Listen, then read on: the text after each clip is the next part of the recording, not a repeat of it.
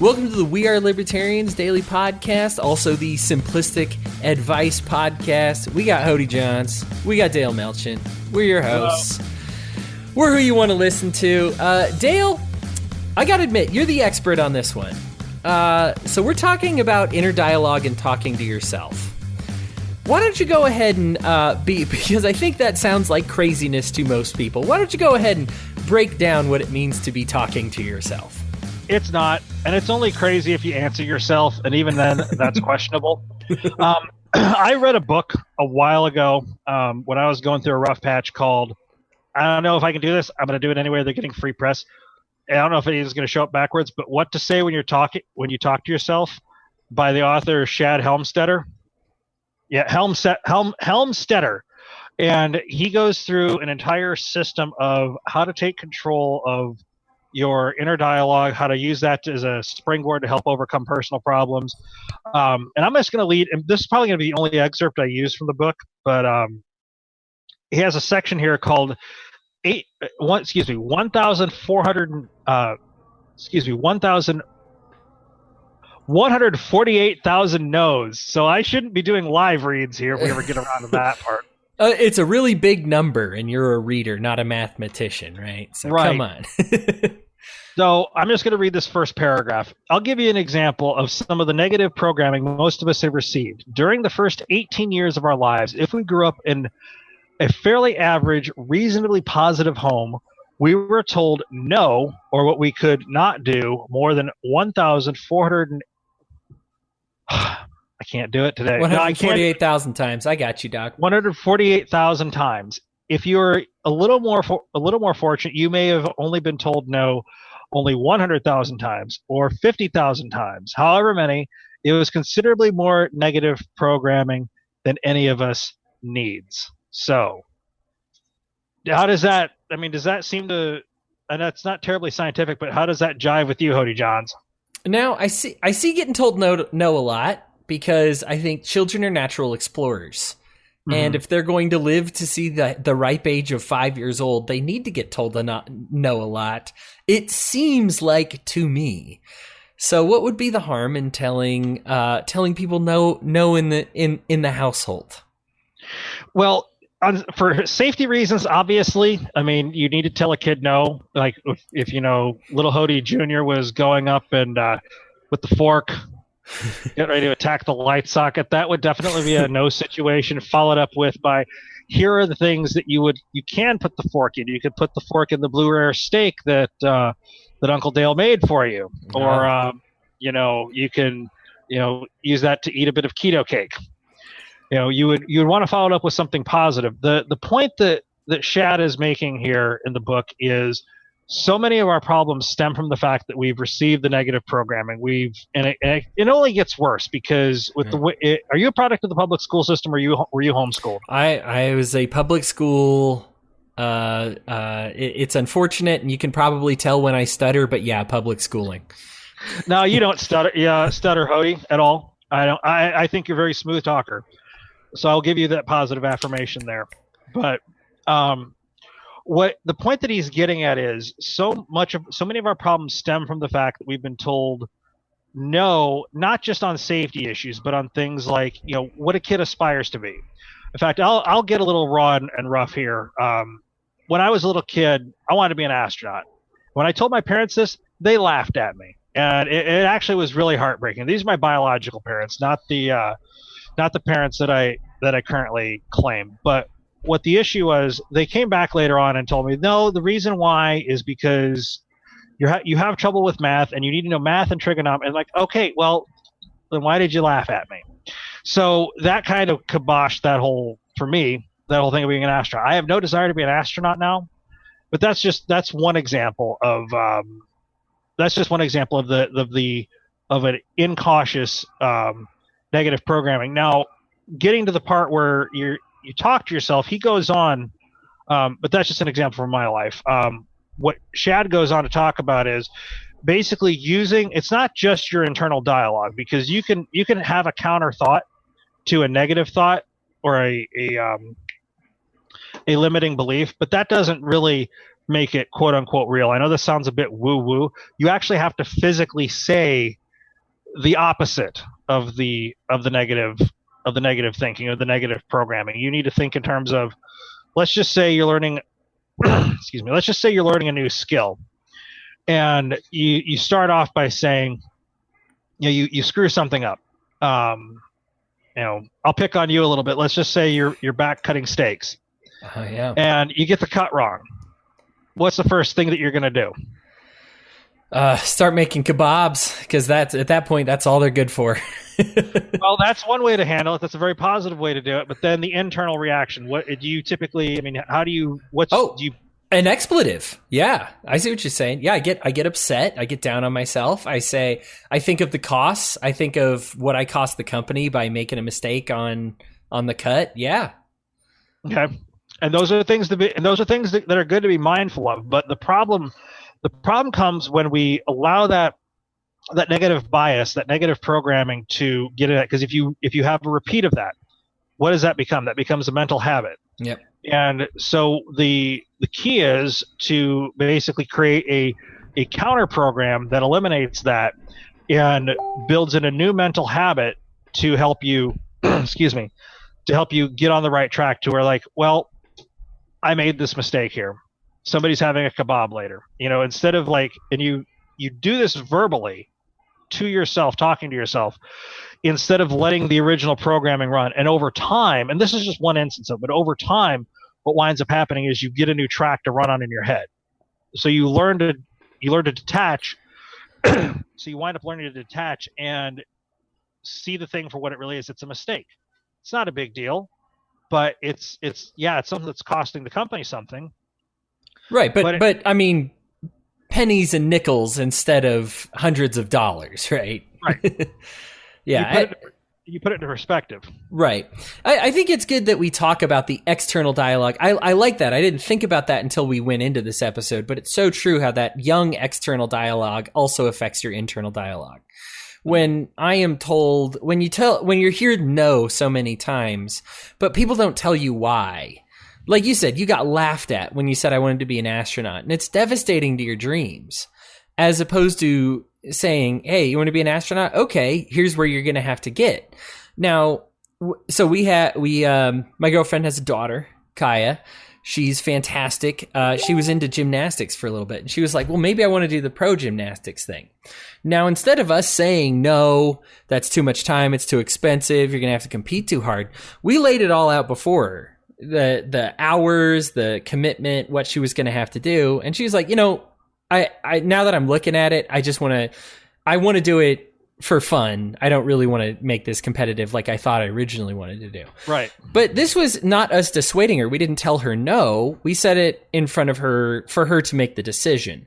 And that's really helped her as she's grown older, that type of thing, as opposed to saying, no, we're not doing that, to help explain with her. So instead of when a kid's like, hey, I want to go to McDonald's, instead of just saying no, because we don't feel like it, they're always going to feel like that's the overlord. So when they grow up, how many kids do you hear say this? When I grow up, I'm going to eat McDonald's for every meal because my parents just say no. They have no explanation for it, right? They haven't heard the reason behind the no. And I think we're so convinced that our kids aren't ready to understand that. I think, it's like the parent that gets tired of their kid asking why. And believe me, I've seen my girlfriend parent. I know it's difficult. I understand why, Hodey. Why can be a pain. But ultimately it gets to the point where you explain it, where the kid's like, I don't understand that. And for you to say like, hey, for you to explain that, you're going to have to read a book about physics. And you might be a little ways off, but I tell you what, here's a book about physics and I'm going to let you decide instead. Yeah. Definitely stick that book on physics in their hand. And this whole thing about what to say when you're talking to yourself, it doesn't just apply in terms of aspirations. It also applies in terms of day-to-day goals, in terms of, how you, and one of the other more woo-woo people that I'd gotten into, I'm trying to think, I can't. Woo-woo. What? I was just, woo-woo. Oh, I didn't know what you were doing. I thought you were motioning at the camera, at my camera for something. No. I'm trying to remember. The book's probably over there, but I'm not going to go grab it in the middle of the show. It'll come back to me. One of the things he says is thoughts become things, or thoughts are things. That sounds silly, But on the face of it, yeah, okay, it's silly. There's no scientific basis for it. But eventually, those thoughts do become things, because if you eventually have a repeated thought about something without any counterbalance to it, Right. it becomes a reality. Just because you think, you act, and then it's rinse, lather, repeat at that point. So I found a lot of benefit in the book, just because I wish I would have. I really wish I would have read it more before leading up to this. But it's one of those things where I would recommend anyone get the book, and I'll have you put it in the show notes later on. But it'll really give you a different perspective on overcoming that negative internal dialogue, and it even works, when you're dealing with the even the self-respect side of the house. I don't care for the word self-esteem, but if you're constantly down on yourself, you're just programming and hammering that in, where you need to get to a point, if you're going to have any level of functionality, you need to start. You don't want to baby yourself, but you need to say some things that are affirming to yourself, like, okay, this is okay. We with the poly floors that I did today, I was I had to rush. I had to hurry up and get those done. They're okay. I mean, probably my first rodeo doing those, but it's one of those things where if you just constantly, you're basically, it's a thing we've talked about before.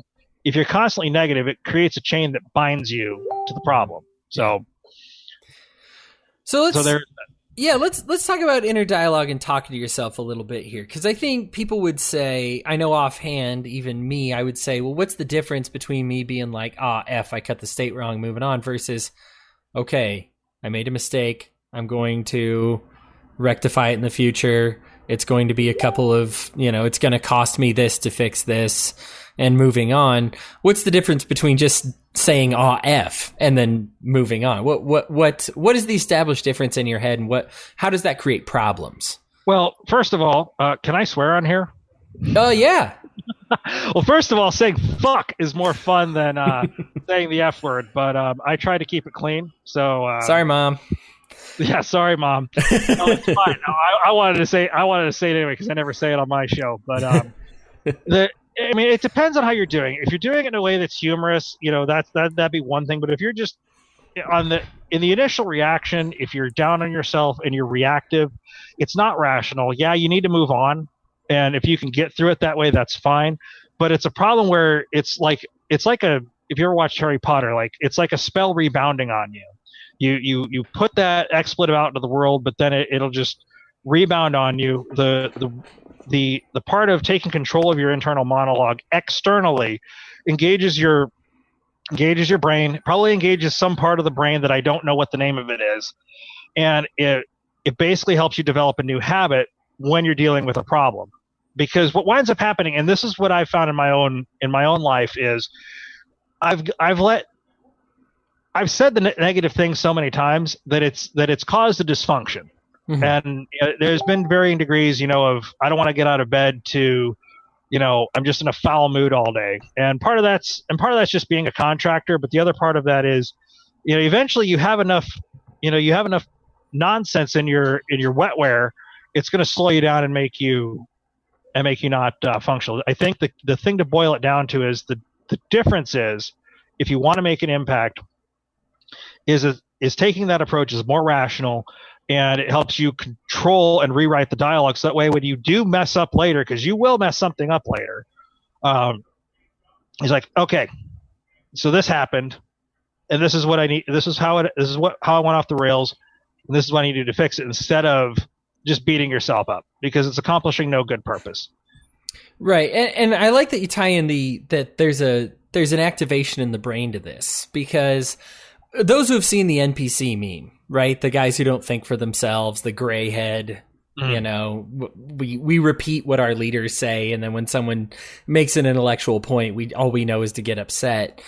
That's not me, Hodey, and that's not you. No, but it's literally the result of a lack of inner dialogue. The reason the NPC was created is because it has no inner dialogue. That's why it's funny, is because you say, here's somebody who doesn't know how to talk to themselves.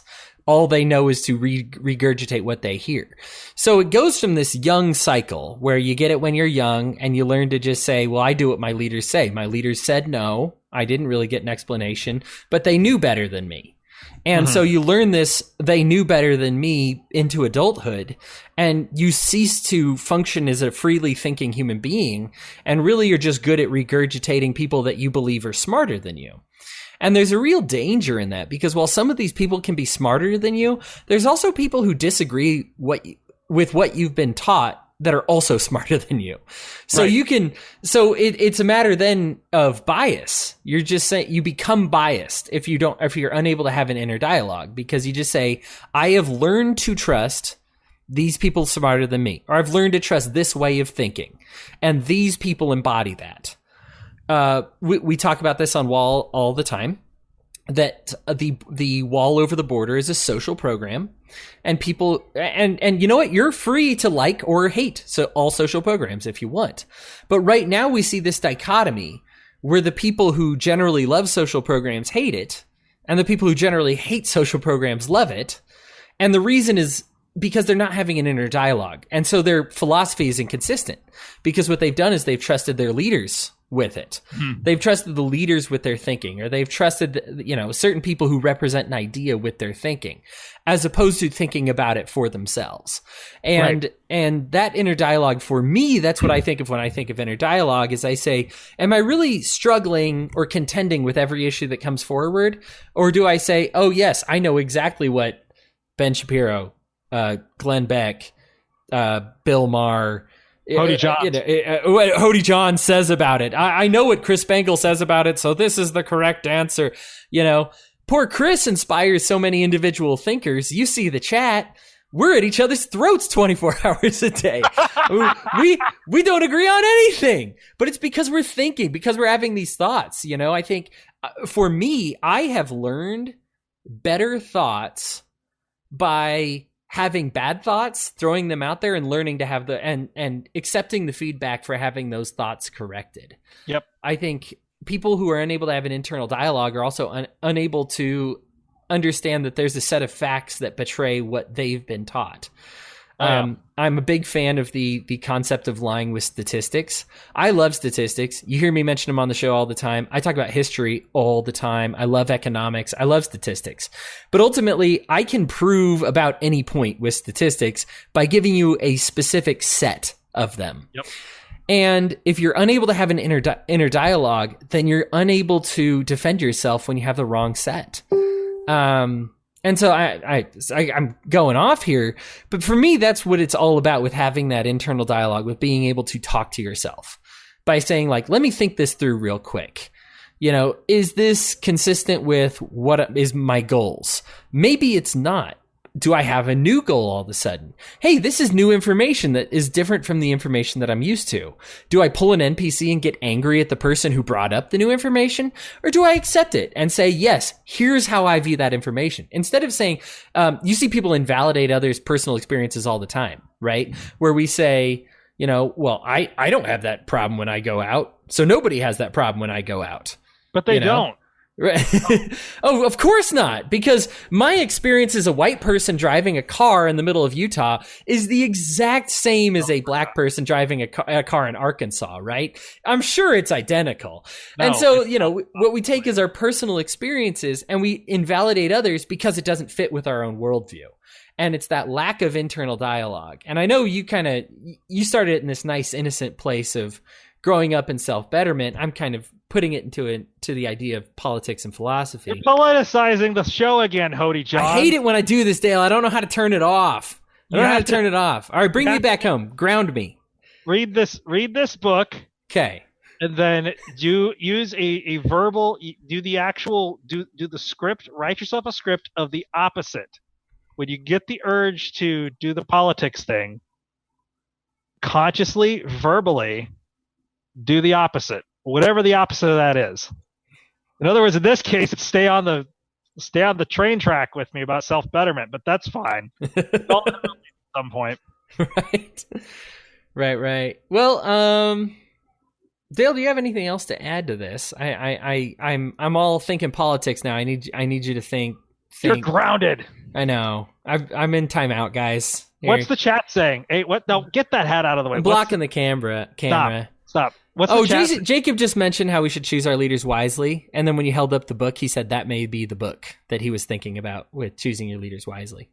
No, this is what to say when you talk to yourself. I don't know if he might have read that somewhere, but I think going back to the inner dialogue side of us, I had some thoughts while you were ranting, but now I'm all externally, frustrated. No, I'm not really frustrated with you, Hodey Johns. It's fine. Getting back to the inner dialogue side of us, it's important because it ties back in with this, because I'll tie it together with a nice bow between the politics and that. One of the problems that you run into is with these NPC folks is they don't get past the second level of training, because in classical training you have to go through a process of learning whatever it is you're learning, whether it's general learning or it's anything else. You have to go through a process of rigor. You everything is laid out for you, spelling the words, doing the math problems, learning how to construct a sentence. That's all fairly regimented, and you don't there's not a whole lot of thought except for the programming, the routinization of it. Second level is, and that's how you develop your theory. The second level is developing a practice of whatever subject it is. And then the third level, after you've mastered the theory and practice, is the creativity, when you do start to think for yourself about it.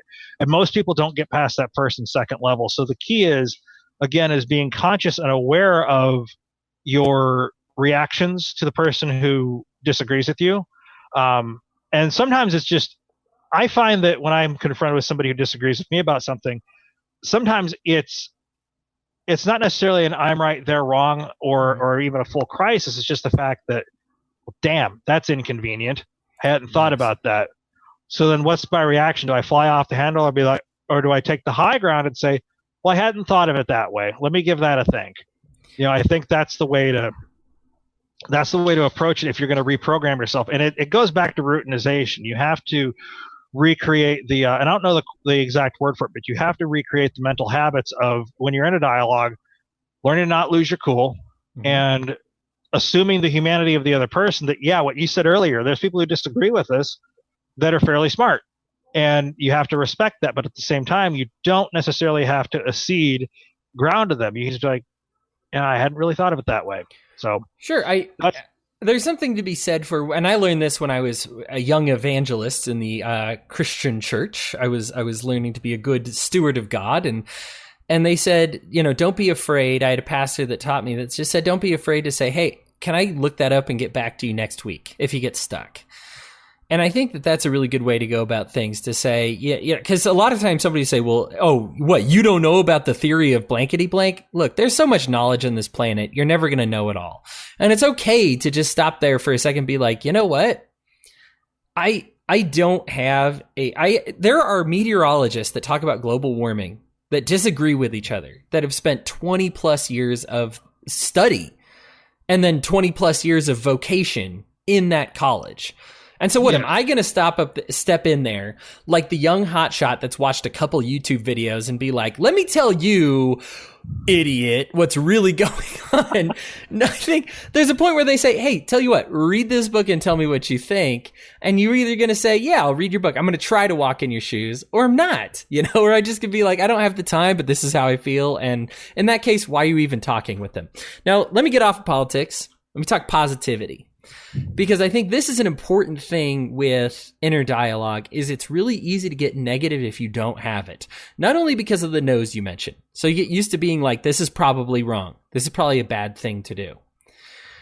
That creates a problem later in life, because what happens is you're going to get an opportunity to take a risk and do something great that may make you millions of dollars and famous and maybe the exact thing the world needs. Or you might have the opportunity to take the safe way out. Now, look, maybe the safe way out is right for you. Maybe that's just your life and you say, that's the life I crave. But if you allow if you disallow a dialogue, you're always going to take the safe, boring choice when the world really needs your exciting choice. I'm of the belief that even whether you want to say like a guy who works in a cubicle or a janitor, I'll let you guys choose what the most boring vanilla job is. whether it's your trash guy. But ultimately, there's going to be somebody who's call center, right? There's ultimately going to be somebody who's really passionate about it, who says, yeah, that might be somebody else's safe, boring job, but for me, it's the exciting job that I'm excited. Like I'm going to bring new energy to it. And we just end up taking these wrong choices because we try to take these safe choices. Now, that's actually a very real physical effect. But talk about the internal effect on you there as well. When you're used to saying no, there's probably something wrong with that. There's probably something wrong with me. There's probably a reason I'm not, for you, there's probably a reason I'm not smart enough to be an astronaut. For me, eventually I was like, it's probably just too many years of school and too much investment to be a doctor. So I'm just going to do something else that's safe. And ultimately, I find myself making more money doing a podcast than I do going to my regular job. I have both, but this is more valuable for me. I would have been better off taking the crazy thing instead of taking the safe route. And I should have done that earlier. Now, I'm glad I did it now, but what enabled me to do it was have that internal dialogue. And it created a positivity in me to say, I'm happy with this because it's my choice. I'm a big Rick and Morty fan. I know I've heard some swear words, and I'm sure my bishop wouldn't approve, so don't tell him. But there's a part where he tells Beth, he says, I could replace you with a clone right now, and you can get out, and the clone won't even know it's a clone. It'll behave exactly like you do, and you can go do whatever you want. And she's like, I don't know if I can do that. And he's like, well, then stay and relish in a life that you chose. And for me, that was so impactful to just say, I know I'm living the life that I wanted. I know I'm living the life that I chose instead of life choosing me. For me, I am so happy, even though I am barely middle income. I am such a happy person because I was able to say, this is the life that I wanted. I don't want more than what I have. Yes, I could have more, but it would take more of an investment. It's not that I don't necessarily want to do those things. I just have no interest in pursuing it and making that the investments and the sacrifices that it would take. And that's what's made me happy, is because I know in my head, by talking to myself, I'll go ahead and make this my final thought. I know by talking to myself that I am living the happiest life that I could, because I was able to talk it out and say, you know what, Hodey, maybe you could have been a doctor, but I see the life that they live, and I see the investment they have to make, and I don't want that. And then I say, you know what, Hodey, you could have been a scientist, but I see the risks they have to take, and I don't want any of those risks. I'd be uncomfortable. And then I say to myself, hey, Hodey, you could be a podcaster, and I'm loving it. And I decided to pursue it, and I love it. I look forward to these every Monday with you, Dale. I mean, I've met you and your great friend, and I've met Chris, and I've met groups of people, and I'm getting invited to weddings. And this is the social network that I needed to be a part of the whole time. When I was reaching on Facebook and vague booking messages and saying, oh, I hope somebody cares about me. This is what I was trying to do, is find this community. And so for me, I say, I found it. This is the happiness that I wanted with my life. This is my future. This is what I want to do. Podcasting may morph. Let's be honest. Podcasting is a morph from like journalism, right? People used to read stuff. Now we're used to listening to stuff. You and I are on video right now on Facebook, literally right now. Yes, so it might morph into video. Who knows? I'm ready to ride that wave though. And I'm excited for what the world has, because I've thought it out from within myself and say, you know what, Hodey, there are other people that maybe could have told you that could have done better, but this is your best life. And you chose it, and you should be proud of that. And so I have a lot of self-pride and happiness, even though people say, oh man, you could have been. People listening to this might even be like, dude, you could have been a doctor, and you're happy to be a podcaster? What's wrong with you?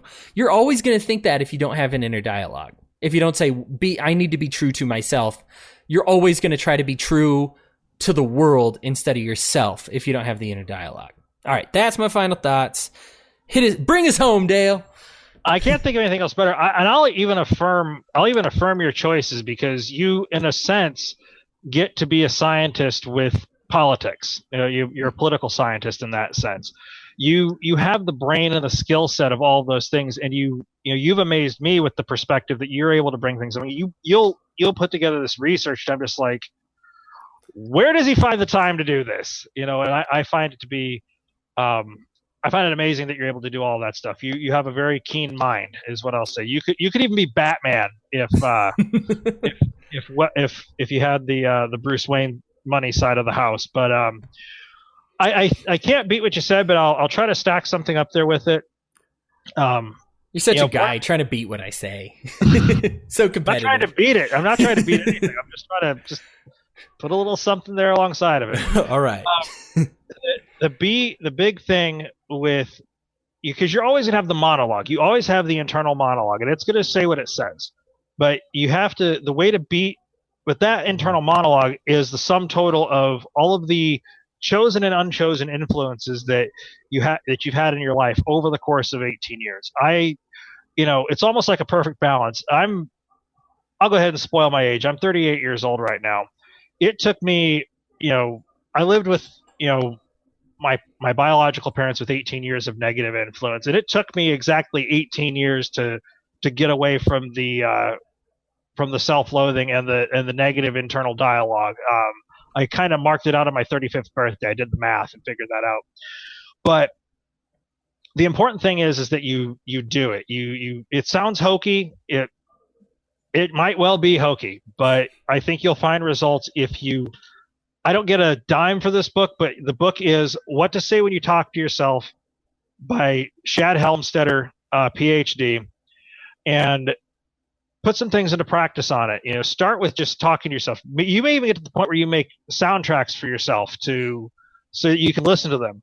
But at least start with the whole consciously grappling with the negative thoughts and replace them with something rational. Because Jordan Peterson said it best. You need to treat yourself like you're someone taking care of someone else, and make sure that you're doing that. And that's all I've got, Hodey Johns. Awesome. And everyone else. Guys, thanks so much for tuning in again this week. You can hear more of Dale at simplisticadvice.com. Again, we have him on We're Libertarians every Monday. You see him on the live. If you're not joining us live on Facebook, please do. You'll see the videos on YouTube. What's wrong with you? What's wrong with you? Yeah, we got all kinds of fun stuff on the Facebook. So join in on the very lively discussions that we always have. But you can hear more from Dale at simplisticadvice.com. Of course, we're libertarians.com. Dale and I do this collaboration, mishmash, mosh pit. Self-betterment superpower team-up is what I like to call it. Self-betterment superpower team-up. That's much better than brain mosh, which is what I was going to call it. But anyhow, thanks again for joining us, everybody. You enjoy the rest of your day. Bye, guys.